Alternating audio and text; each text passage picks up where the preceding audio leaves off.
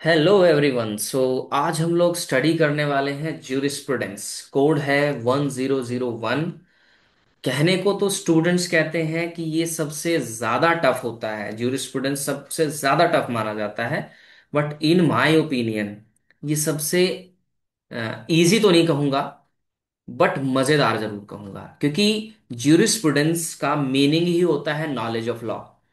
और अगर आपको नॉलेज ऑफ लॉ नहीं है, अगर आपने इसको अच्छे से स्टडी नहीं किया, तो मैं मानता हूं कि आपकी जो नॉलेज ऑफ लॉ है वो इनकम्प्लीट है।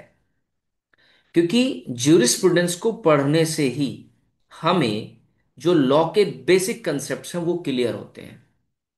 तो जिन लोगों को भी अगर लगता है कि ज्यूरिस्प्रूडेंस टफ है या वो उसको पढ़ना नहीं चाहते हैं या उनका इंटरेस्ट नहीं है, तो मैं कहूँगा you are losing a lot. आप बहुत कुछ खो रहे हैं। तो मेरी ओपिनियन रहेगी कि इस सब्जेक्ट को थोड़ा सा बार बार पढ़ सकते हैं। अगर एक बार से समझ नहीं आता, कई जो जूरिस्ट हैं उनको पढ़ सकते हैं, ओपिनियंस पढ़ सकते हैं, उनका क्रिटिसिज्म पढ़ सकते हैं।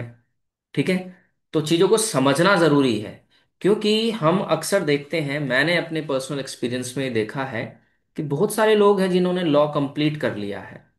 ठीक है, एलएलबी कर लिया है या समटाइम एलएलएम भी कर लेते हैं कुछ लोग। बट बहुत सारी बेसिक चीजें उनको शायद नहीं पता होती।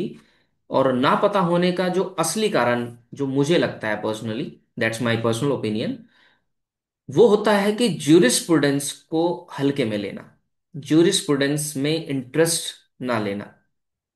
तो आई होप आज हम लोग जो पढ़ने जा रहे हैं उसमें आप इंटरेस्ट लेंगे, उसको ध्यान से समझेंगे, and I try my best कि हम लोग इसके मीनिंग से लेके और जो डिफरेंट ज्यूरिस्ट हुए हैं उनकी डिफिनीशंस को स्क्रूटनाइज कर सके, उनको अच्छे से स्टडी कर सके और उनको क्रिटिसाइज भी कर सके और बता सके कि किस ज्यूरिस्ट की डिफिनेशन जो है वो ज्यादा बेहतर है किसी दूसरे ज्यूरिस्ट से।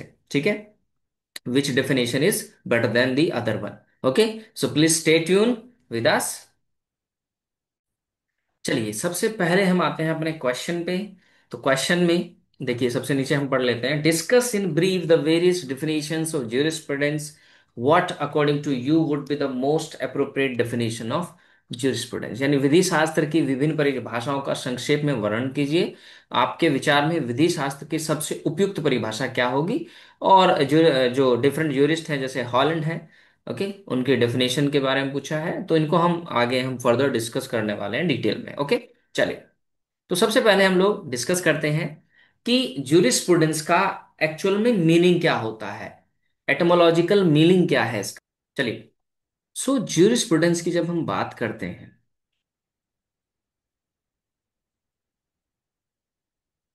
तो ज्यूरिस्प्रूडेंस अपने आप में दो वर्डों से मिलके बना है। ठीक है।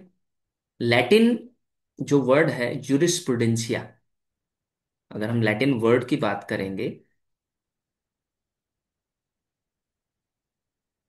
तो उसमें एक वर्ड आता है ज्यूरिस प्रुडेंशिया।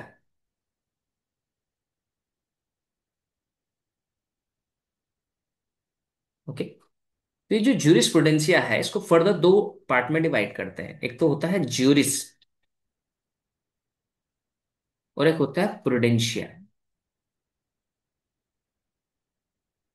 ज्यूरिस का मतलब होता है लॉ, यानी विधि। और प्रुडेंशिया का मतलब होता है नॉलेज,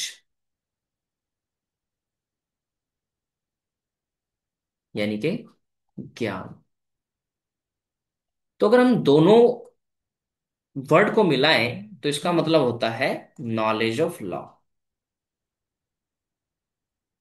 नॉलेज ऑफ लॉ, यानी कि विधि का ज्ञान, विधि का ज्ञान। ओके। सो ज्यूरिस मीन्स लॉ और प्रूडेंस मीन्स नॉलेज, यानी नॉलेज ऑफ लॉ, विधि का ज्ञान इसका मीनिंग होता है। अगर हम शाब्दिक अर्थ से देखें, जब आप एग्जाम में लिखेंगे तो इसको बहुत अच्छे से ऐसे ही बना के लिखना है कि ज्यूरिस का मीनिंग ये होता है। ओके।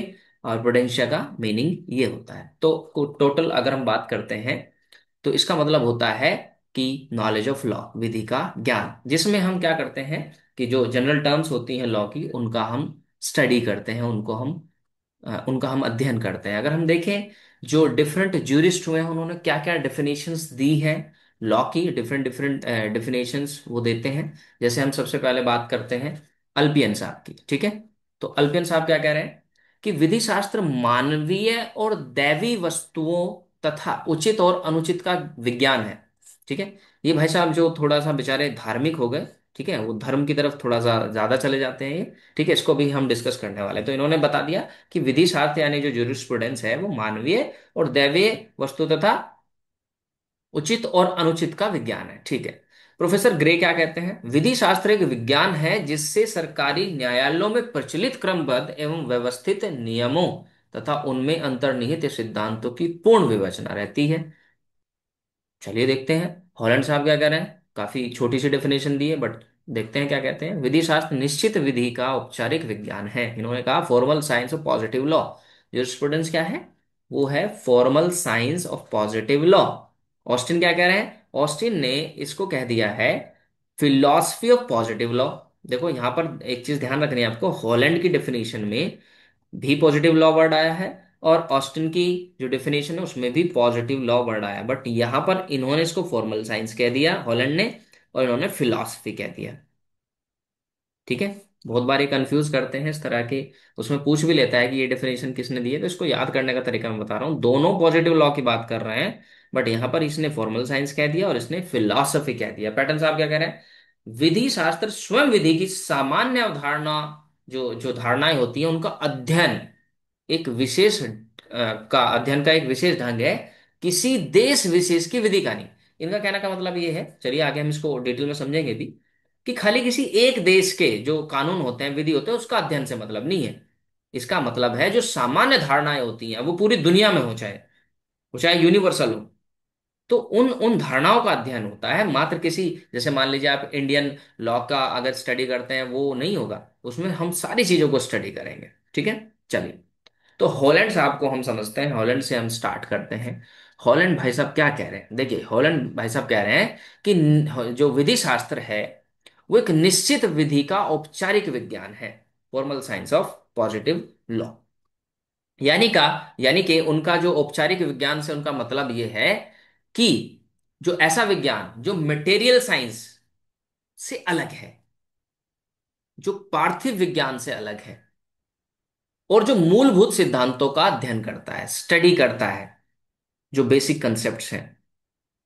अब विधि शास्त्र यानी कि इसके अर्थ में अगर हम देखें तो एक ऐसा फॉर्मल साइंस है जो कानून संबंधी प्रक्रियाओं का अध्ययन करता है, जो कानून संबंधी प्रक्रियाओं से जिसका रिलेशन है।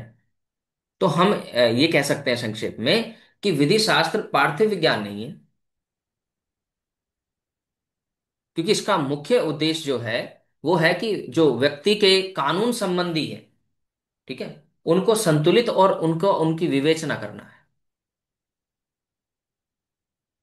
चलिए अगर हम इस बात को भी मान लेते हैं तो वास्तव में क्या है, वास्तव में विधि शास्त्र उन संबंधों का अध्ययन करता है जिनके वैध परिणामों के रखने की सामान्य मान्यता दी गई होती है। यानी कि जो फॉर्मली लागू होती है, जो चीज, जो विधि लागू होती है, जो कानून लागू होता है, उनका अध्ययन करना विधि शास्त्र है।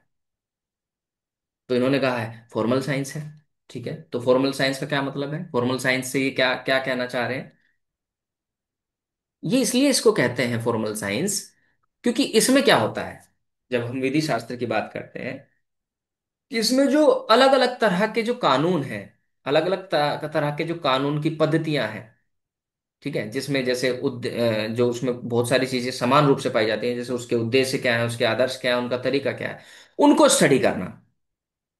ये नहीं कि अनाप शनाप कुछ भी कानून बना दिया उसको स्टडी करना, वो नहीं होता। उसमें जो अलग अलग कानून है, अलग अलग कानून पद्धतियां हैं, उनको उनका उनका अध्ययन करना। और ये जो चीजें होती हैं वो समान रूप से पाई जाती हैं, जैसे उसमें भाई कोई भी कानून बनेगा उसका उद्देश्य क्या होगा, कोई भी कानून का कोई तो उद्देश्य होगा, उस कानून के कुछ आदर्श तो होंगे, उस कानून के कुछ तरीके तो होंगे, मेथड तो होंगे, उनको स्टडी करना इनके हिसाब से क्या है, जूरिस्प्रूडेंस है। विधि शास्त्र है। अब अगर हम इसका उदाहरण लें, एक भोगाधिकार की हम बात करें, प्रिस्क्रिप्शन की बात करें, तो वो हर देश में अलग होते हैं। ठीक है, वो हर देश में अलग होते हैं। अब जैसे हम बात करते हैं स्वामित्व और कब्जा, कुछ चीजें ऐसी हैं, हमने ये तो बात समझ ली कि वो जनरली एक जैसे नहीं होते, बट कुछ चीजें ऐसी होती है जो हर जगह एक जैसी होती है। स्वामित्व और कब्जे की जब हम बात करेंगे, ऑनरशिप एंड पोजेशन की जब हम बात करेंगे, तो जनरली देशों में ये नियम जो है वो एक जैसे होते हैं। बेसिक कंसेप्ट इनके एक जैसे होते हैं। इसलिए हम क्या करते हैं कि जब हम आगे पढ़ेंगे ज्यूरिस्प्रूडेंस को, तो इसमें हम ऑनरशिप को अलग ही टॉपिक में पढ़ेंगे, पोजीशन को अलग ही पढ़ेंगे, कि पोजीशन का क्या मीनिंग है, समन ने पोजीशन पे क्या कहा है, हॉलैंड ने क्या कहा है, ऑस्टिन ने क्या कहा है। ऑनरशिप की बात करें तो इसमें उसको इंक्लूड किया जाता है। कोई पर्टिकुलर लॉ है अगर किसी कंट्री का बहुत विशेष, तो उसकी हम बात नहीं करते। अब जैसे SC ST से संबंधित कोई कानून है, तो वो हमारे देश में मिलेगा आपको, बाकी शायद किसी और देश में ना मिले इस तरह का। अनटचेबल से रिलेटेड जो कानून है, वो शायद हमारे देश में मिलेगा, किसी और कंट्री में नहीं मिलेगा। बट कुछ चीज ऐसी हैं जो साधारणतः समान रूप से हर देश में मिल जाती हैं, जिसका एग्जाम्पल हमने लिया ऑनरशिप एंड पोजीशन। तो उनका अध्ययन करना ही विधि शास्त्र है, क्योंकि उनमें एक पारस्परिक संबंध होता है। तो हॉलैंड साहब कुछ ऐसा कहना चाह रहे हैं। ठीक है। अब दूसरा पहलू अगर हम देखें हॉलैंड साहब की परिभाषा का, तो ये कह रहे हैं कि भाई जो जूरिस्प्रूडेंस है, जो विधि शास्त्र है, वो विधि का एक तरह का व्याकरण है, ग्रामर है। क्योंकि देश के कानून अलग अलग होने के बावजूद भी उनमें बहुत हद तक समानता पाई जाती है। बहुत सारी चीजें ऐसी होती हैं जो सेम मिलेंगी आपको। ठीक है, बहुत सारी चीजें जिनमें समानता मिल जाएगी आपको। ठीक है। कई तरह के, जैसे हम उसकी बात करते हैं, स्टेटस की बात करते हैं, उससे संबंधित नियम जो हैं वो लगभग हर देश में समान रूप से पाए जाते हैं। पिता पुत्र, पति पत्नी, husband wife, okay, son and father, father and son. तो इसलिए जो जो हॉलैंड साहब हैं वो ये कह रहे हैं कि ये विधि का व्याकरण है। विधि शास्त्र यानी जूरिस्प्रूडेंस को एक तरह का ग्रामर बता दिया, और मैं भी इस बात से बहुत हद तक बिल्कुल सहमत हूं। क्योंकि इसको जाने बिना, जैसे आप ग्रामर को जाने बिना इंग्लिश नहीं सीख पाओगे, वैसे ही आप जूरिस्प्रूडेंस को पढ़े बिना आप कानून नहीं जान पाओगे। आप भले ही LLB कर लें, पास आउट भी हो जाए, बट बहुत सारी जो बेसिक बातें हैं वो आपको जूरिस्प्रूडेंस को पढ़ने के बाद ही समझ आएंगी। क्योंकि इस पे डिफरेंट ओपिनियंस हैं, और सब ने अपनी अपनी स्टडी की होती है, सब ने अपनी अपनी पूरी ताकत झोंकी हुई होती है। तो विधि शास्त्र को अगर हम देखें व्याकरण है, तो इसमें कुछ कहना गलत नहीं होगा।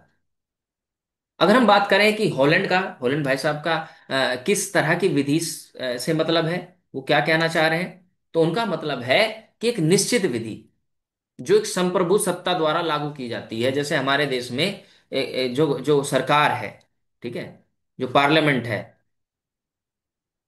उसके द्वारा लागू की जाती है।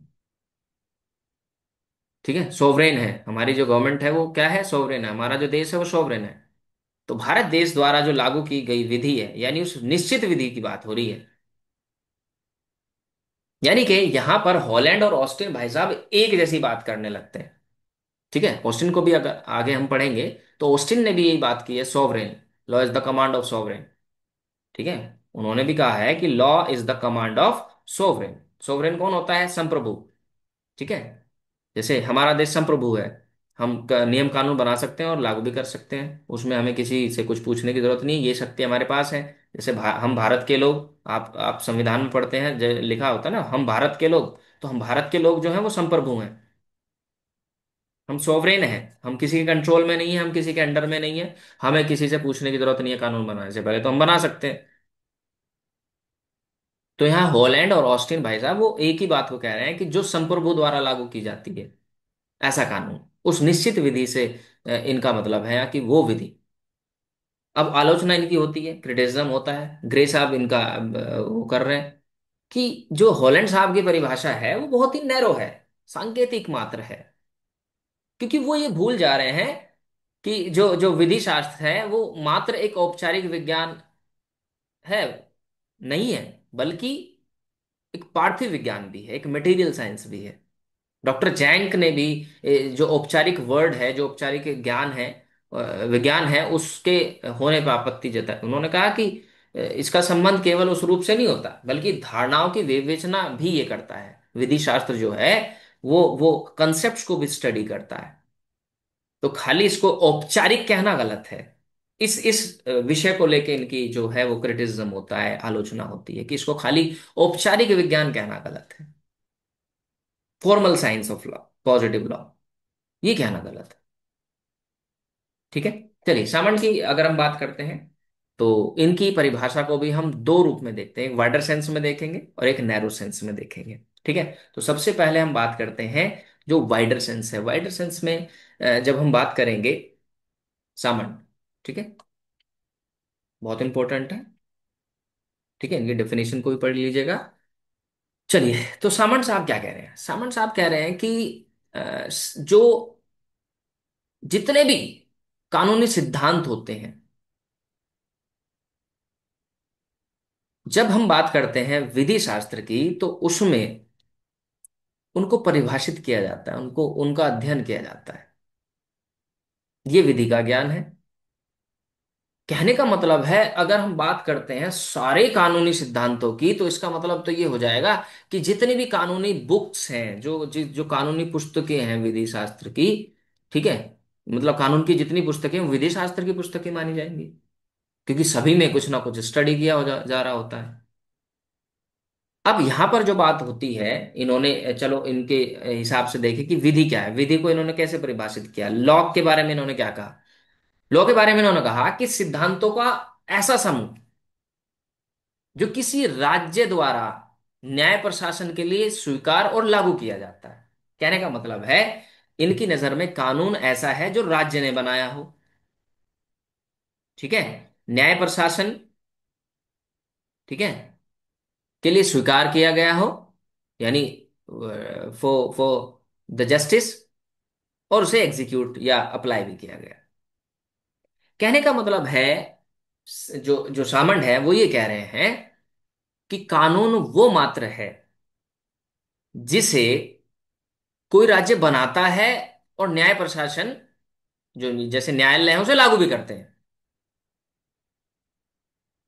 अब उदाहरण के लिए अगर हम कहें कि भारतीय दहेज अधिनियम या दहेज प्रतिषेध अधिनियम 1961 है, इनके हिसाब से संसद ने इसे पास तो किया, लेकिन जो न्यायालय है उन्होंने इसको लागू नहीं किया।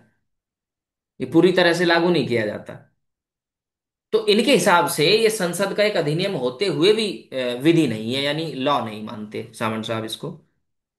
ठीक है, डोरी प्रोहिबिशन एक्ट 1961 है, डीपी एक्ट बोलते हैं इसको जनरली। ठीक है। तो इनके हिसाब से कानून वो है जो राज्य ने पास भी किया हो, यानी उसको और लागू भी किया हो, मतलब जो न्यायालय है वो उसे लागू करे। अगर लागू नहीं कर रहे हैं तो वो कानून नहीं है इनके हिसाब से।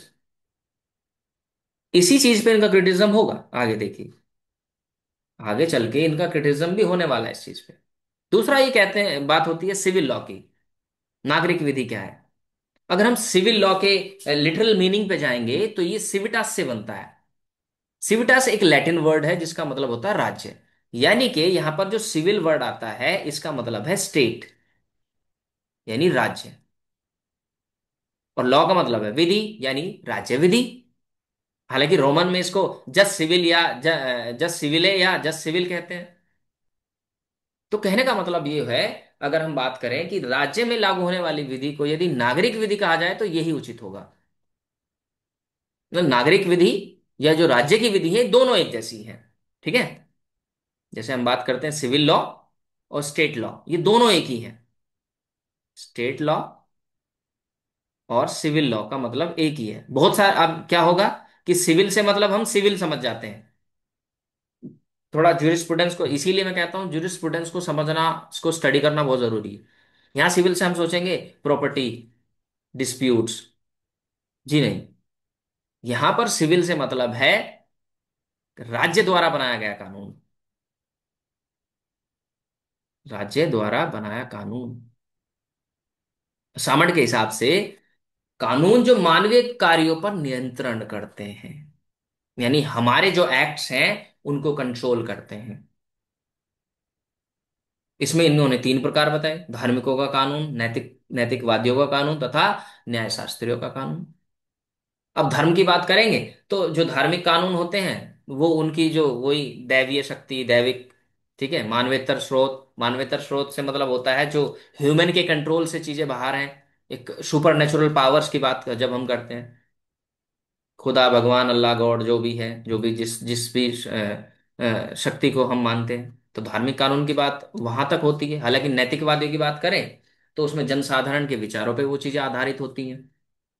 न्यायशास्त्रियों की बात करें तो कानून का संबंध मनुष्य के बाहरी कार्यों से होता है, यानी जो उनके ओवर्ट एक्ट होते हैं।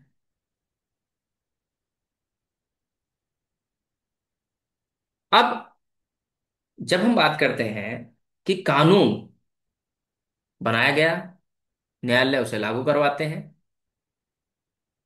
उसका इम्प्लीमेंटेशन होता है, और उसकी अवहेलना करने पे दंड दिया जाता है। जैसे किसी का मर्डर किया, ठीक है, तो उसका प्रोसिक्यूशन होगा, उस पर मुकदमा चलेगा और उसको सजा दी जाएगी। मान लो 3 साल की सजा हो गई, तो यहाँ दंड दिया जाता है। दंड कौन देता है? राज्य देता है, स्टेट देता है, पुलिस देती है। पुलिस मतलब सरकार। तो कहने का मतलब यहां पर जो सिविल लॉ की बात हुई थी वो राज्य विधि से है। ऐसी विधि जिसको व्यवस्थापिका द्वारा बनाया गया हो, यानी जो पार्लियामेंट है, ठीक है, लेजिस्लेचर ने बनाया हो, कार्यपालिका उसे लागू करे, एग्जीक्यूटिव उसे लागू करे, और उस कानून को तोड़े जाने पे जो कोर्ट्स हैं वो सजा सुनाए, वो सजा दे। तो शामट के हिसाब से यहां पर नागरिक विधि या राज्य विधि का मतलब ऐसी व्यवस्था, ऐसे विधि से है जिसको व्यवस्थापिका ने बनाया हो, यानी लेजिस्लेचर ने बनाया हो, और एग्जीक्यूटिव ने उसको इम्प्लीमेंट कराया हो, और जिसको तोड़ने पे कोर्ट जो है वो सजा सुनाए, सजा दे। ठीक है। अब देखिए, जो नागरिक कानून है, या जिसको हम बात कर रहे हैं सिविल लॉ की, दूसरे कानूनी की तरह ही वो जो है वो नागरिकों की इच्छा पे निर्भर नहीं करता कि जिसका मन करे माने, जिसका मन करे ना माने। यहां पर उसके पीछे एक बैक होता है, एक डंडा होता है, और उस डंडे का नाम है सैंक्शन। जैसे मैं इस सैंक्शन की बात करता हूं, चलो, सरकार ने एक लॉ बनाया, कहा हेलमेट पहनिए भाई साहब, टू व्हीलर अगर चला रहे हैं तो। आप नहीं पहन रहे हैं, आप उसका पालन नहीं कर रहे हैं, 1000 का फाइन होता है कि नहीं पकड़े जाने पे। तो यहां नागरिकों की इच्छा पे निर्भर नहीं करता। दूसरे कानून जैसे धार्मिक कानून है, उनमें तो हमारी इच्छा है, माने ना माने। कुछ नैतिक चीजें होती हैं, करें ना करें, दान पुण्य करें ना करें, चलेगा, बट हेलमेट ना लगाएं नहीं चलेगा, क्योंकि उसके पीछे एक सैंक्शन छुपी रहती है, उसके पीछे एक पनिशमेंट छुपा रहता है। हाँ, ऑस्टिन ने भी यही चीज कही है, law law is the command of sovereign backed by the sanction. Austin ने इसे पॉजिटिव लॉ कह दिया, जो दूसरे ज्यूरिस्ट होते हैं वो उसको म्यूनिसिपल लॉ कहते हैं। बोल, उसका फर्क है बस, बाकी वो चीज ही एक ही है। सामंड भी इसी चीज को मानते हैं, नागरिक विधि को ही मानते हैं, जो कानून स्टेट ने बना दिया उसके पीछे सैंक्शन है। अब वास्तव में अगर हम बात करें, रियलिटी की अगर हम बात करें, तो वो है एक ही। सिविल लॉ का जब हम बात करते हैं तो इसमें हम ये सोचते हैं कि ये दीवानी कानून है, ये सिविल लॉ है, ये आपराधिक मामलों में लागू नहीं होगा। बट यहां पर जो सिविल लॉ की बात हम कर रहे हैं वो दीवानी और फौजदारी से नहीं है, बल्कि वो स्टेट मेड लॉ से है। यानी जो कानून सरकार ने बनाया है, मान लो भारत ने कोई कानून बनाया है, तो इसको हम कहेंगे सिविल लॉ। ज्यूरिस्प्रूडेंस की बात उसमें, इट्स अ सिविल लॉ, क्योंकि सिविल जो आया है वर्ड वो सिविटास से आया है, और सिविटास का मतलब होता है राज्य।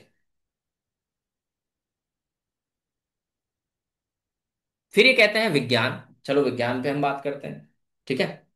तो शाब्दिक अगर हम व्यापक अर्थ लेते हुए बात करें सामंत की, तो इन्होंने कहा है कि, एक सेकेंड, इसे मानसिक जिज्ञासा को शांत करने वाला। देखो, इसमें एक चीज समझने की जरूरत है कि हर सब्जेक्ट में कहीं ना कहीं साइंस छिपा रहता है, क्योंकि साइंस क्या है? सिस्टमैटिक नॉलेज है। सिस्टमैटिक नॉलेज को ही हम साइंस कहते हैं। तो अगर हम इसको ब्रॉड सेंस में देखें तो सारी चीजें इसमें इंक्लूड हो जाती है। अगर हम इसको नैरो सेंस में देखने लगे कि जैसे कि लॉ एक साइंस है कि नहीं है, ज्यूरिस्प्रूडेंस में जब हम स्टडी करते हैं तो ये साइंटिफिक है कि नहीं है, अगर उन कसौटियों पे रखेंगे तो वो चीजें थोड़ा सा डिफरेंट हो जाएंगी। लेकिन अगर हम थोड़ा सा ब्रॉडर सेंस में देखेंगे तो वो चीजें एक जैसी दिखाई पड़ेंगी। उसमें भले ही फिर आप सोशल साइंस की बात कर रहे हो, वो भी उसमें इंक्लूड हो जाएगा साइंस में, क्योंकि उसमें भी सिस्टमैटिक नॉलेज का इस्तेमाल हो रहा है। ऐसे तो सोशोलॉजी भी हो जाएगा, ऐसे तो पॉलिटिकल साइंस भी हो जाएगा, हिस्ट्री भी हो जाएगा। अब डिपेंड करेगा कि हम इसको ब्रॉडर सेंस में ले रहे हैं कि नैरो सेंस में ले रहे हैं। चलिए सामंत की, अगर अब हम बात करते हैं नैरो सेंस में, कि नैरो सेंस में ये किस चीज पे बात कर रहे हैं, तो सामंत के अकॉर्डिंग विधि शास्त्र जो है एक नागरिक विधि के प्रथम सिद्धांतों का विज्ञान है। नैरो सेंस की बात हम कर रहे हैं। और ब्रॉडर सेंस में इन्होंने क्या कहा है? तो ब्रॉडर सेंस में भी जो हमने बात की थी उसमें उन सभी चीजों को इसमें इंक्लूड किया जा रहा था, व्यापक जब बात हम करते हैं। लेकिन अगर हम बात करते हैं संकीर्ण उसमें नैरो सेंस में, तो इसमें इन्होंने कहा कि विधि शास्त्र नागरिक विधि के प्रथम सिद्धांतों का विज्ञान है। प्रथम सिद्धांतों की बात इन्होंने कर दी। इसका मतलब होता है कि विधि में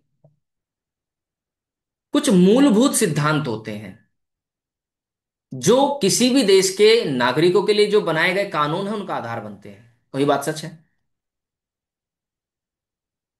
कुछ मूलभूत आधार होते हैं, सिद्धांत होते हैं जिन पे वो जो कानून है उनका आधार होता है।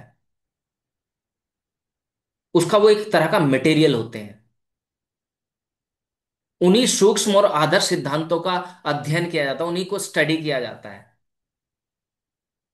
क्योंकि किसी भी देश की जो जो वैधानिक व्यवस्था होती है, एक लीगल सिस्टम होता है, उसका वो एक बेस होते हैं। जैसे अगर हम भारत के कानूनों की बात करेंगे तो उसमें भी बहुत सारी चीजें आपको मिल जाएंगी जो कुछ आदर्शों और सिद्धांतों पर टिकी होंगी। जैसे हमारे देश में सेक्युलर चीजों का सेक्युलर होना। अब सेक्युलर के पीछे क्या है? वसुधैव कुटुंबकम और बहुत बहुत सारी अवधारणाएं हैं, सिद्धांत हैं।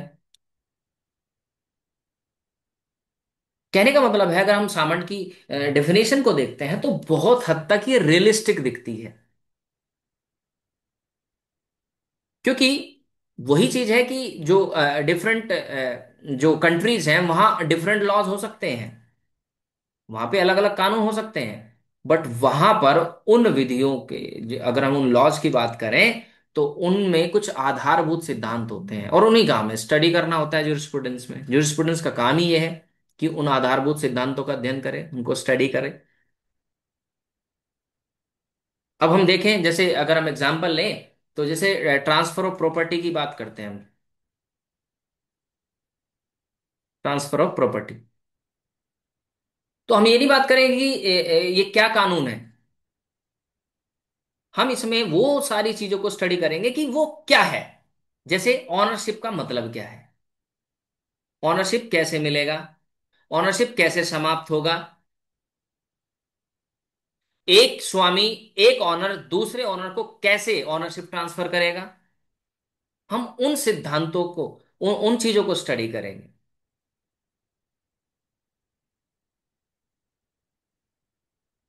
ठीक है, उन चीजों को हम स्टडी करेंगे,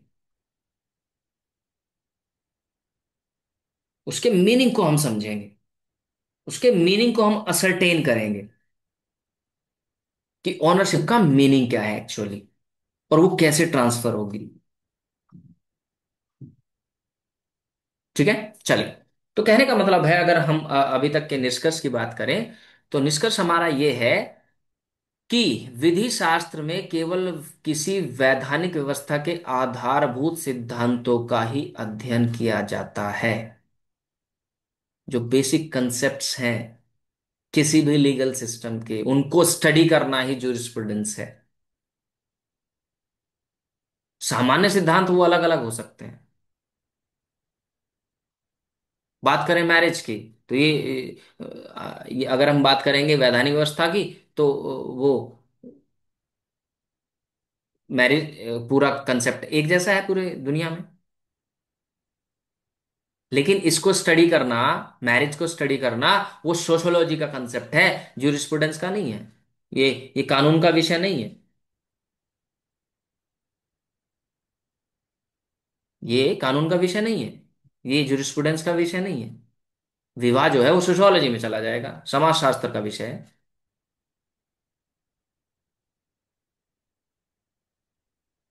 ठीक है।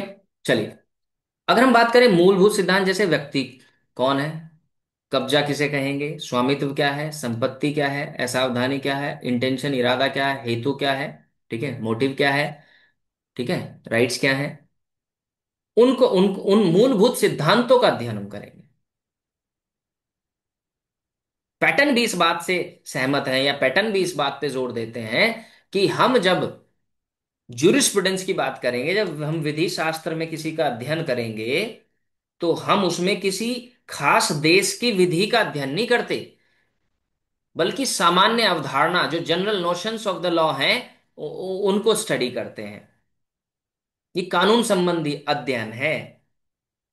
विधि शास्त्र नॉर्थ कोरिया के कानूनों को पढ़ना नहीं है। नॉर्थ कोरिया के कानूनों को स्टडी करना जूरिस्प्रूडेंस नहीं है। बल्कि हम क्या करते हैं, इसमें जो जनरल नोशंस हैं लॉ की, उनको स्टडी करते हैं। अब वैसे तो नॉर्थ कोरिया का कानून कुछ और अलग हो सकता है, वो सब पे तो लागू थोड़ी हो जाएगा, बट कुछ बेसिक चीजें होती हैं जो हर जगह समान होती हैं।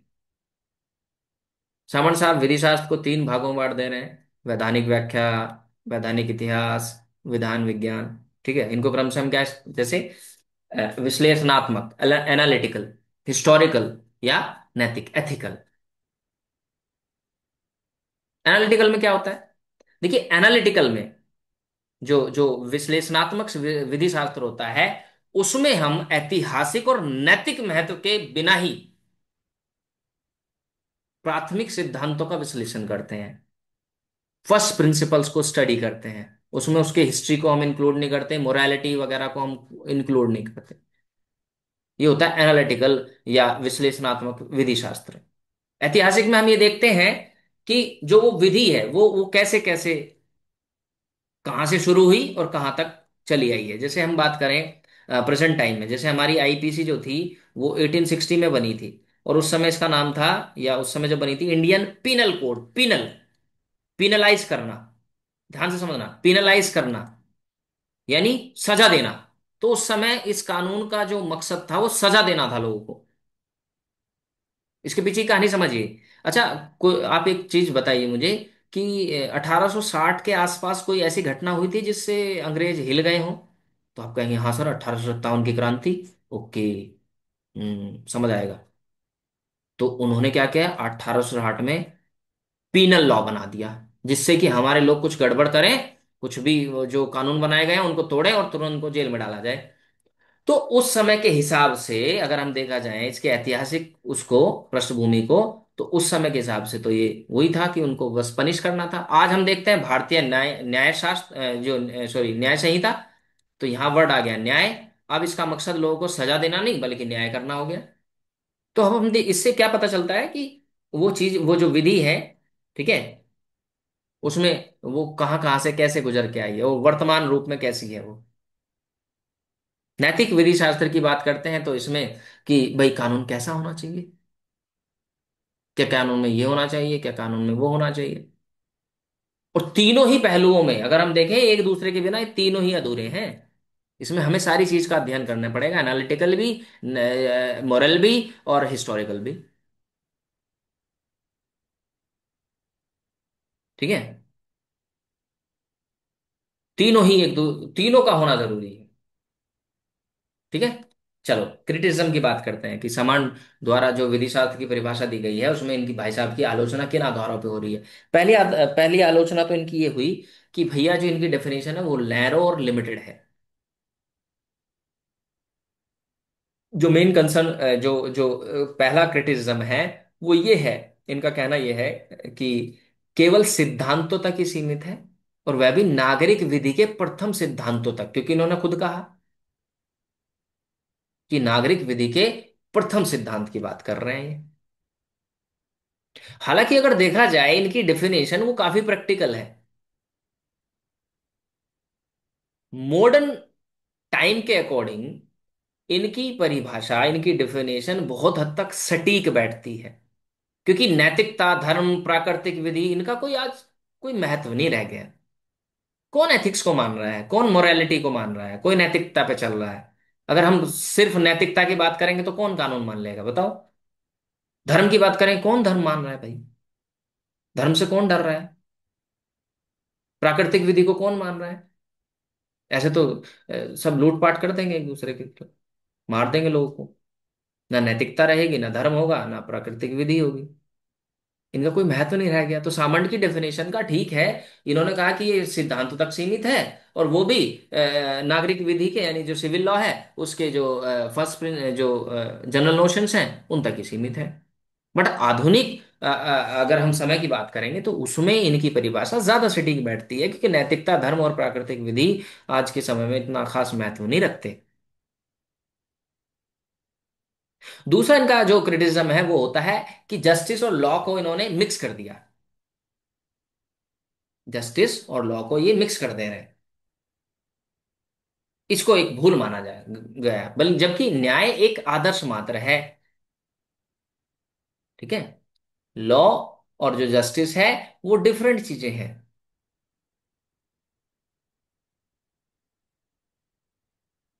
लॉ का पर्पस होता है जस्टिस प्रोवाइड करना, इन्होंने दोनों को मिक्स कर दिया। इन्होंने ये भी कहा कि भाई उस कानून को मैं कानून ही नहीं मानता जिसको जो न्यायालय है वो लागू ना कराए। इनकी नजर में मात्र वही जो विधियां हैं जिनको न्यायालय लागू कराता है। जबकि अगर हम देखें भारतीय दहेज अधिनियम की हमने बात की थी 1961, वो संसद द्वारा पारित एक विधि है, तो उसको विधि क्यों ना माना जाए? किसी देश को मान्यता देना, युद्ध की घोषणा करना, ये चीजें तो फिर इसमें इंक्लूड ही नहीं करते ये। तो दोनों चीजों को मिक्स कर दे रहे हैं।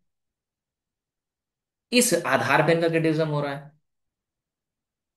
अंतर्राष्ट्रीय विधि को नहीं मान रहे, ये कह रहे हैं कि इंटरनेशनल लॉ तो लॉ ही नहीं है मेरी नजर में, क्योंकि इसके पीछे ना तो कोई न्यायालय इसे लागू कराता, ना कोई संप्रभु होता। और बात सही भी है, क्योंकि इंटरनेशनल कोर्ट ऑफ जस्टिस कोई फैसला देता है, आपने सुना होगा United nation this and that, ये लोग कुछ करते हैं तो क्या होता है? कुछ भी नहीं होता। बना दिया कानून, बना दिया, कोई देश माने ना माने।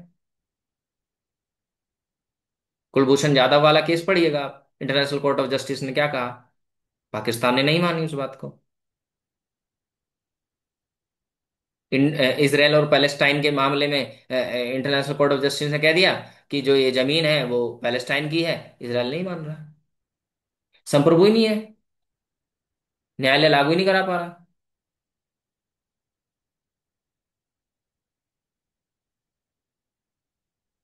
ठीक है। चलो अगर हम बात करेंगे उनकी डेफिनेशन ऑफ लॉ में, तो वो इंटरनेशनल लॉ लॉ को, प्रशासनिक विधि, एडमिनिस्ट्रेटिव लॉ को, ठीक है, संवैधानिक, ठीक है, विधि को विधि नहीं मानते। हालांकि उनका मतलब जो है वो राजकीय विधि से है, ठीक है, स्टेट लॉ से है। तो अगर हम देखें इनकी परिभाषा को, ठीक है क्रिटिसिज्म हो रहा है, लेकिन फिर भी बहुत हद तक इनकी जो जो डेफिनेशन है वो रेलेवेंट है। क्योंकि वो, इनकी डेफिनेशन की सबसे अच्छी जो खास बात है वो है कि आज के जो आधुनिक परिवेश की जब हम बात करेंगे तो उसमें वो सटीक बैठ रही है, और चीजें आज के हिसाब से देखी जाएंगी। आधुनिक जो जो समय है, आधुनिक परिवेश जो है, उसमें वो चीजें अगर सटीक बैठ रही है तो वो सटीक माना जाएगा। लॉ वही है जो आज है, कैसा होना चाहिए that's a different thing. Law कैसा है, आधुनिक समय क्या है, आधुनिक समय की क्या मांग है, हम उस पे बात करते हैं, और उस हिसाब से सामंत की जो डेफिनेशन है बहुत हद तक सटीक बैठती है। अल्पियन भाई साहब की बात सुन लेते हैं, चलो अल्पियन भाई साहब क्या कह रहे हैं। ये कह रहे हैं jurisprudence is the knowledge of things human and divine, the science of just and unjust. Just and unjust से मैं बहुत हद तक सहमत हूं, बट जब बात होती है डिवाइन, तो चीजें बहुत हद तक धर्म की तरफ खिसक जाती हैं, भगवान अल्लाह ईश्वर की तरफ खिसक जाती हैं। बहुत ज्यादा वाइडर बात इन्होंने कह दी, इन्होंने तो सभी चीजों को इंक्लूड कर दिया, थिंग्स ह्यूमन डिवाइन, ओके। इसमें नीति शास्त्र, धर्म शास्त्र, दर्शन शास्त्र, फिलोसफी सब इंक्लूड कर दिया भाई साहब ने। भारत में अगर इस चीज को माने तो हाँ, ये तो पूरे धर्म की बात कह दी इन्होंने। यहाँ जूरिस्प्रूडेंस की बात कहाँ आ गई, तो धर्म हो गया। हालांकि धर्म ही है, कानून भी धर्म ही है, पर बहुत ज्यादा ये व्यक्ति धार्मिक चीजों की तरफ ज्यादा झुकाव लगता है, उस तरफ ज्यादा झुकाव है इनका। जबकि अगर हम आज देखें, विधि शास्त्र वास्तव में दैवीय वस्तुओं की बात नहीं करता, वो सीधा बात करता है वेलफेयर ऑफ द पीपल की। ठीक है, गॉड भगवान ये बहुत पर्सनल चीजें हो जाती हैं लोगों की। हमें बात करनी है कि लोगों का वेलफेयर कैसे हो, लोगों का कल्याण कैसे हो। हमें कानून ऐसा बनाना है भाई साहब। हम यहाँ दैवी वस्तुओं की बात नहीं कर सकते, ना उनकी खोज करना हमारा काम है। जूरिस्प्रूडेंस का काम दैवी वस्ती दैवीय शक्तियों के बारे में पता लगाना नहीं है, कि कौन भगवान है और कितनी शक्ति वाला है और क्या करता है। भगवान भरोसे नहीं बैठ सकते हम, अगर हम क्रिटिसिज्म की बात कर रहे हैं। हमें ये देखना है कि लोगों का कल्याण कैसे हो, लोगों की भलाई कैसे हो, एक अच्छा समाज का निर्माण कैसे हो, लॉ एंड ऑर्डर कैसे मेंटेन हो, कानून व्यवस्था कैसे बने। तो इस वजह से अल्पियन भाई साहब की जो डेफिनेशन है वो काफी हद तक यहाँ फिट नहीं बैठती। क्योंकि हमें, अगर हम बात करेंगे अल्पियन भाई साहब के डेफिनेशन की, तो हम ये देखेंगे कि जब जब मुकदमेबाजी होती है तो उसमें उन चीजों का प्रयोग किया जाता है, वहां धर्म एंड आज आप देखते नहीं क्या, जैसे पुरानी फिल्मों में आपने देखा होगा कि गीता, कुरान, इन सब पे कस्में खिलवाई जाती थी। मैं गीता पर हाथ रखकर कसम खाता हूँ, जो कहूंगा सच के सिवा कुछ नहीं कहूंगा। आज कहाँ हो रहा है वो चीजें, कराएंगे भी तो खा लेगा कोई भी व्यक्ति। कोई भी व्यक्ति रख के कह देगा हाँ मैं जो कहूंगा झूठ बोलेगा आके।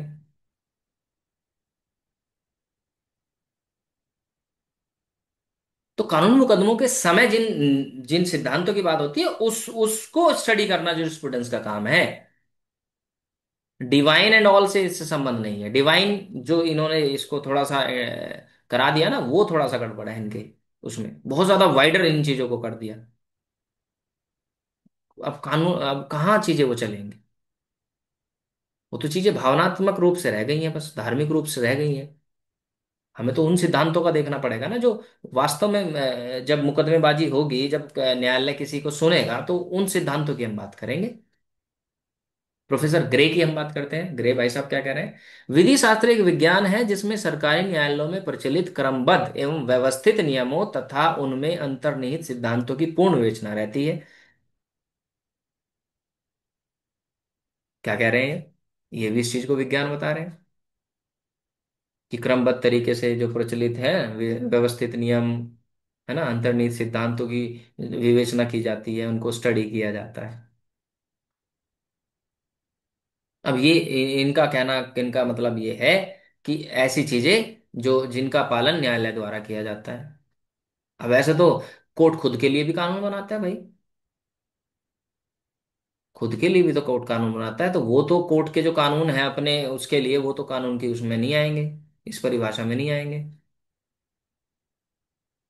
अपना उसका प्रोसीजर होता है। जबकि लॉ का जो जो रियल ऑब्जेक्टिव होता है, वो होता है इंसानों की भलाई, वेलफेयर ऑफ द पीपल। न्यायालय का काम तो सिर्फ वो एक गार्डियन की तरह है। तो इस परिभाषा को भी हम ये नहीं कह सकते कि ये कंप्लीट है, ये भी इनकम्प्लीट डेफिनेशन है। तो सर कंप्लीट कौन सी है? देखिए कंप्लीट कोई भी नहीं है, कंप्लीट कोई डेफिनेशन नहीं है, बस बेहतर है एक दूसरे से। ऑस्टिन की बात कर लेते हैं, ऑस्टिन साहब क्या कह रहे हैं। ये कह रहे हैं विधि शास्त्र निश्चित विधि का दर्शन है, jurisprudence is the philosophy of positive law.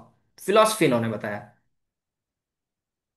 कहने का मतलब है ये भाई साहब क्या कह रहे हैं कि विधि एक ऐसा समादेश है जो व्यक्ति या व्यक्तियों द्वारा किसी कार्य विशेष को रोकने के लिए बाध्य करता है, संक्शन लगाता है, उसको रोकता है। चलिए सहमत हैं हम इस बात से, इस बात से इनकी बहुत हद तक सहमत है कि जो जो हमारे जो समाज के लोग होते हैं उनके आचरण या उनके आचरण के विषय में जो चीजें लागू की जाती हैं, ऐसे ऐसे आदेशों का समूह है, ऐसे विधि का समूह है। ठीक है, क्योंकि कानून जो बने हैं हमारे जो जो कंडक्ट है उनको कंट्रोल करने के लिए बने हैं। विधि का जो आधार है इनके हिसाब से, लॉ का जो बेस है वो संप्रभु है, सॉवरेन है। इस बात से भी हम सहमत हैं, क्योंकि उसमें ही उसकी शक्ति निहित होती है। अगर आप कानून को नहीं मानेंगे तो डंडा।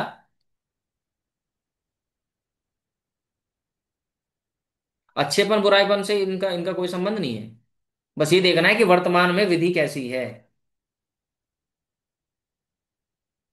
क्रिटिज्म क्या है इनका? क्रिटिज्म में सबसे पहली चीज तो इन्होंने इस चीज को दर्शन, फिलोसफी कह दिया। ये बहुत भ्रम पैदा करेगा। Law is the means jurisprudence the philosophy of positive law. Philosophy, philosophy का मतलब तो ये हो गया कि इसमें ईश्वर मानव सब आ गए। वो फिर वो अल्पियन वाली स्थिति आ गई।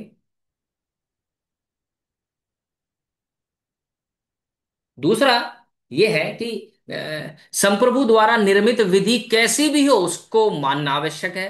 ठीक है, Kim Jong Un, Kim Jong Un, north Korea वाला, सुना ही होगा आपने। तो वो तो कोई भी कानून बना देगा उसके हिसाब से, ऑस्टिन के हिसाब से तो वो भी कानून है फिर। वहां की सरकार संप्रभु है, सॉवरेन है, वो कुछ भी बना देगी। वहां की सरकार ने कह दिया 20 तरह के हेयर कट होंगे बस, इससे अलग हो ही नहीं सकता। जो किम जोंग उन है उसका हेयर कट कोई कोई कोई कोई कॉपी नहीं करेगा। पता नहीं उल्टे सीधे नियम, अजीब अजीब गरीब। तो संप्रभु तो मतलब को वो कैसी भी कैसा भी लॉ बना दे। नहीं, इस बात से हम सहमत नहीं है। इस बात पे इनका क्रिटिसिज्म हुआ है कि संप्रभु द्वारा निर्मित विधि कैसी भी हो उसको मानना आवश्यक है। ऐसे तो सर कल को सरकार कुछ भी कानून बना देगी, लोगों के अधिकार छीन लेगी, लोगों का जीवन दूभर कर देगी। वेलफेयर कहाँ रह जाएगा? लोगों का कल्याण कैसे होगा? जबकि कानून का जो मकसद है वो लोगों का कल्याण करना होना चाहिए। खाली ये नहीं कि जैसा लॉ है बस मानिए उसको। डंडे के जोर पे आप किसी को झुका नहीं सकते, फिर तो क्रांति हो जाएगी, रेवोल्यूशन हो जाएगा,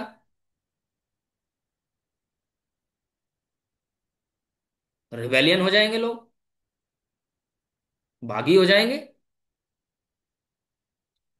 देखिए विधि का जो मतलब है, जो मकसद है, वो होता है वेलफेयर ऑफ द पीपल। इसलिए इनका क्रिटिसिज्म हो रहा है, क्योंकि ये कह रहे हैं कि चाहे कैसा भी लॉ बना दे सोवरेन, उसको मानना आवश्यक है। नहीं मानेंगे भाई लोग। सुप्रीम कोर्ट उसका जुडिशियल रिव्यू कर देगा, उसको अनकॉन्स्टिट्यूशनल डिक्लेयर कर देगा।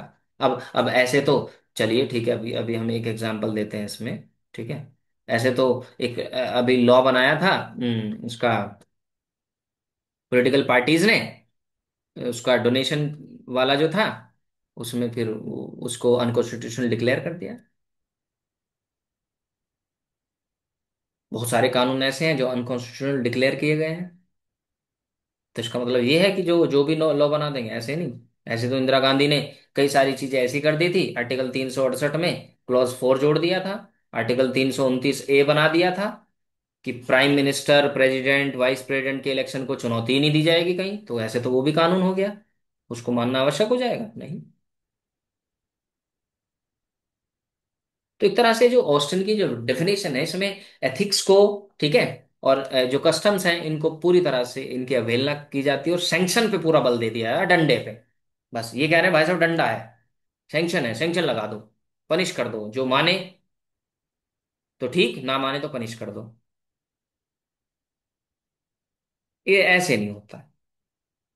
कानून का जो असली मकसद है वो लोगों का कल्याण करना है। पूरी तरह कल्याण कर देना मतलब उनके अधिकार को छीनना नहीं हो सकता कि कुछ भी बना दिया जाए उसको ही आपको मानना पड़ेगा। पैटर्न भाई साहब क्या कह रहे हैं, पैटर्न की सुन लेते हैं। विधि शास्त्र स्वयं विधि की सामान्य धारणाओं के अध्ययन का एक विशेष ढंग है, किसी देश विशेष की विधि का नहीं। बहुत अच्छी बात कही इन्होंने। Jurisprudence is a particular method of study, not of the law of one particular country, but of the general notion of the law itself। ये बात बहुत सही है कि जब हम jurisprudence में स्टडी करते हैं तो हम किसी देश विशेष की विधियों का अध्ययन नहीं करते, बल्कि जो सामान्य जो धारणाएं हैं, जो जनरल नोशन है लॉ की, उन पे हम बात करते हैं। जैसे कानून किसे कहते हैं, इसका क्या स्वरूप है, इसकी उस उत्पत्ति कैसे हुई, कब हुई, क्यों हुई, स्वामित्व क्या है, ऑनरशिप क्या है, कब्जा यानी पोजेशन क्या है, प्रॉपर्टी क्या है, अधिकार क्या है, अधिकार किसे कहते हैं, इनके आवश्यक तत्व क्या है। अब जैसे जब हम बात करेंगे क्राइम की, तो क्राइम की डिफिनेशन जो है वो दुनिया में वो एक जैसी होगी, बदल थोड़ी जाएगी। हाँ, किस चीज को आपके यहाँ पनिशेबल बनाया गया क्या नहीं बनाया गया, वो हर हर कंट्री का एक अलग मैटर है। कहीं पे अडल्ट्री जो है वो पनिशेबल हो जाएगी, कहीं पे नहीं होगी। कहीं पे पनिशमेंट कम हो जाएगा, कहीं पे ज्यादा हो सकता है, ये इतना फर्क तो हो सकता है। बट जो क्राइम है उसकी डेफिनेशन तो वही रहेगी। कानून किसे कहते हैं, वो उसका उसकी जो डेफिनेशन वो बदल थोड़ी जाएगी, उसका स्वरूप थोड़ी बदल जाएगा। अब बताओ, मर्डर करना किस देश में कानून नहीं होगा, या किस देश में गलत नहीं होगा, बताना जरा मुझे। मर्डर करना कोई भी देश हो चाहे, किसी की हत्या करना, ऑब्वियसली वहां वहां पे लॉ होगा, क्योंकि इसमें बेसिक चीजें आ रही हैं, जनरल नोशन की बात हो रही है। अगर किसी की हत्या को अलाउ कर देंगे, लो जी खत्म हो गया, वहां पे तो लॉ एंड ऑर्डर खत्म हो जाएगा। हत्या करना अलाउ कर दें, सब मार देंगे एक दूसरे को। तो जो जनरल नोशन है उनको स्टडी करना होता है जूरिस्प्रूडेंस का काम। हाँ, किसी पर्टिकुलर कंट्री में मर्डर की डेफिनी जो जो पनिशमेंट है वो कम हो सकती है, कहीं पे डेथ होगी, कहीं पे लाइफ इम्प्रिजनमेंट होगी, कहीं पे कम हो सकती है, कहीं पे डेथ होगी ही नहीं। कुछ देश ऐसे हैं जहां मौत की सजा, जैसे किसी का मर्डर कर दें तो हम मौत की सजा ना देके लाइफ टाइम इम्प्रिजनमेंट या दूसरे टाइप की सजा दी जा सकती है। बट जनरल चीजें तो वही होंगी, आवश्यकता तो मूल तत्व तो वही होंगे। तो कहने का मतलब होता है कि जो आधारभूत धारणाएं होती हैं, जो जो बेसिक कंसेप्ट्स होते हैं, उनको स्टडी करना ही जूरिस्प्रूडेंस है, ना कि किसी पर्टिकुलर कंट्री के लॉस को स्टडी करना। अगर हम देखें तो यहां पर दो लोगों की जो डेफिनेशन बहुत हद तक सही है। सामंड की जो डेफिनेशन है, जिसमें उन्होंने कहा है कि विधि शास्त्र नागरिक विधि के प्रथम सिद्धांतों का विज्ञान है, ये बहुत हद तक सटीक है, क्योंकि ये आधुनिक परिवेश में ये चीज लागू होती है और परिभाषाओं से बेहतर है। कंप्लीट तो ये भी नहीं है, कमियां तो इसमें भी है, क्रिटिसिज्म तो इसका भी हुआ है, क्योंकि हम रियल में ही अगर बात करते हैं तो वो आधारभूत सिद्धांतों का ही अध्ययन करते हैं जूरिस्प्रूडेंस में, किसी देश विशेष की विधि का नहीं। पैटर्न का भी यही मत है, पैटर्न भाई साहब भी इसी बात को कह रहे हैं कि सामान्य अवधारणाओं के अध्ययन का एक विशेष तरीका है, किसी देश विशेष की विधि का नहीं। तो जब हम बात करेंगे ना उसकी, सपोज करो कि ऑनरशिप क्या होती है, पोजीशन क्या होता है, ठीक है, तो वो सब चीजें एक जैसी मिलेंगी, वो चीजें एक जैसी मिलेगी, उनके कंसेप्ट, उनकी बेसिक चीजें एक जैसी होंगी।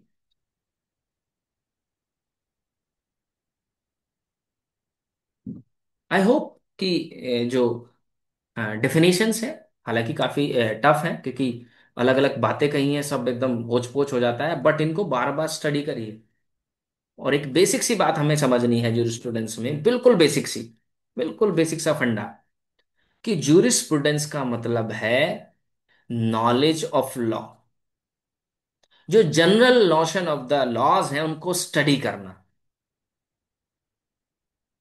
जब आप कानून पढ़ रहे हैं, अब जो एलएलबी फर्स्ट सेमेस्टर में आप हैं, तो आप भी यही कर रहे हैं, आप भी नॉलेज ऑफ लॉ को ही गेन कर रहे होते हैं। अब आपके सामने बहुत सारी चीजें आएंगी, नई नई चीजें, कि थेफ्ट क्या है, चोरी क्या है, चोरी के आवश्यक तत्व क्या है, कब्जा क्या है, कब्जे के आवश्यकता तो क्या है? कब्जे, कब्जा कब कब्जा कहा जाएगा? डिफेक्टो, डी ज्यूरे, दुनिया भर की चीजें आप स्टडी करेंगे, उन उन उन मूल सिद्धांतों को भी आप पढ़ेंगे, उनका अध्ययन करेंगे। तो आई वुड रिक्वेस्ट कि आप जूरिस्प्रूडेंस में इंटरेस्ट लें, इस सब्जेक्ट को थोड़ा सा रिपीटेडली पढ़ें, बार बार उनको स्टडी करें, मजा भी आएगा और इसको आप लिख भी पाएंगे अच्छे से। आई होप चीजें समझ आई होंगी। अगर कोई प्रॉब्लम है, कोई क्वेश्चन है आपका, तो आप हमें कमेंट बॉक्स में लिख सकते हैं। Thanks for watching. जय हिंद।